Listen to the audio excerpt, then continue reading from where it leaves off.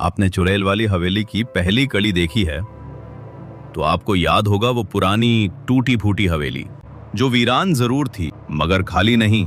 हर दीवार, हर कोना एक रहस्य छुपाए हुए था। और जब आरव और प्रिया ने वहां कदम रखा तो उन्हें एक ऐसा डर महसूस हुआ जो आम नहीं था। लेकिन असली कहानी तो अब शुरू होती है। इस भाग में उस आत्मा की सच्चाई सामने आएगी जिसे सालों पहले बुला दिया गया था। अगर आपने अभी तक इस कहानी का पहला भाग नहीं देखा है तो पहले उसे जरूर देखें। लिंक नीचे डिस्क्रिप्शन में है, क्योंकि ये कहानी वहीं से आगे बढ़ती है जहां डर ने पहली दस्तक दी थी। तो अब तैयार हो जाइए उस रूह से मिलने के लिए जो अब इंसाफ चाहती है। वेलकम टू चुड़ैल वाली हवेली भाग 2, रूह की सच्चाई। जिस हवेली को सबने बुला दिया था, अब वही हवेली सबको अपनी ओर खींच रही थी। पर सवाल ये था, उस हवेली में कौन है और क्यों? स्थान गांव का पुराना मंदिर। आरव और प्रिया पंडित जी से मिलने जाते हैं। पंडित जी, आप इस हवेली के बारे में जानते हैं ना? जानता हूं, बहुत कुछ जानता हूं, और अब वक्त आ गया है कि तुम भी जानो। 75 साल पहले की कहानी। भीमसर गांव में एक ठाकुर परिवार था, धनवान, रुतबेदार, लेकिन निर्दयी। उस हवेली में ठाकुर चंद्र प्रताप सिंह रहते थे। एक दिन गांव में एक साधारण परिवार की लड़की चंदा उनकी हवेली में नौकरानी बनकर आई। पर चंदा बहुत सुंदर थी। उसकी खूबसूरती ने ठाकुर को पागल बना दिया।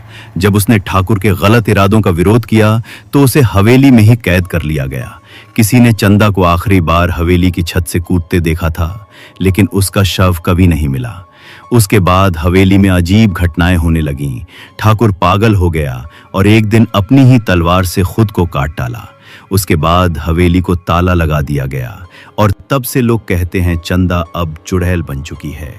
रात, प्रिया और आरव घर पर कैमरा चेक कर रहे हैं। टीवी स्क्रीन पर अचानक डिस्टरबेंस आता है।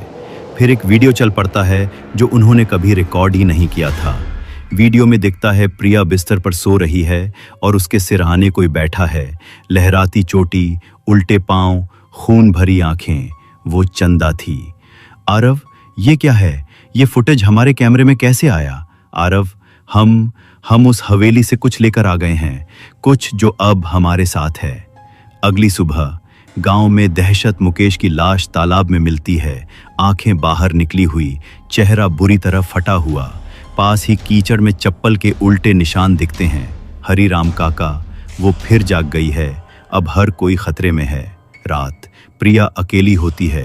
कैमरा ऑन होता है, कमरे में खामोशी। तभी अलमारी अपने आप खुलती है, अंदर से एक गुड़िया गिरती है। प्रिया, ये गुड़िया, ये तो मैंने हवेली में देखी थी। गुड़िया की आंखों से खून निकलता है और फिर दरवाजा अपने आप बंद हो जाता है। पूरा कमरा अंधेरे में। एक धीमी खौफनाक आवाज, तुम्हें सब जानना है ना? तो जानो। मरने से पहले प्रिया चीखती है। कैमरा गिर जाता है। अगले दिन प्रिया बेहोश मिलती है। उसके हाथ पर खून से लिखा है, हवेली में मिलो आरव। अब बहुत हो गया, इस बार मैं हवेली जाऊंगा और जो भी राज है उसे खत्म करूंगा। रात, आरव अकेले हवेली में जाता है।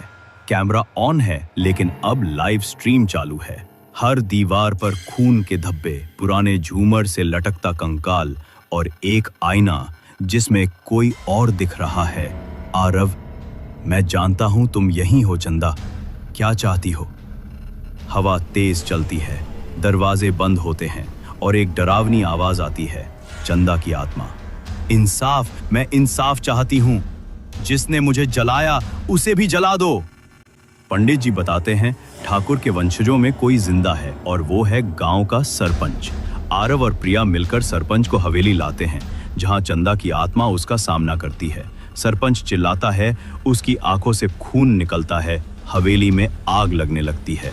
चंदा की आत्मा, अब मुझे मुक्ति चाहिए। सभी दरवाजे खुद से खुलते हैं, आग बुझ जाती है और एक रोशनी हवेली से बाहर जाती है। जिस आत्मा को इंसाफ नहीं मिला था, उसने बरसों तक इंतजार किया और अंत में उसे शांति मिली।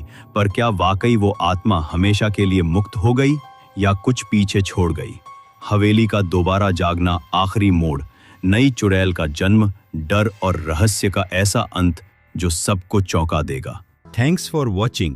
Like, share and subscribe for more such honest stories.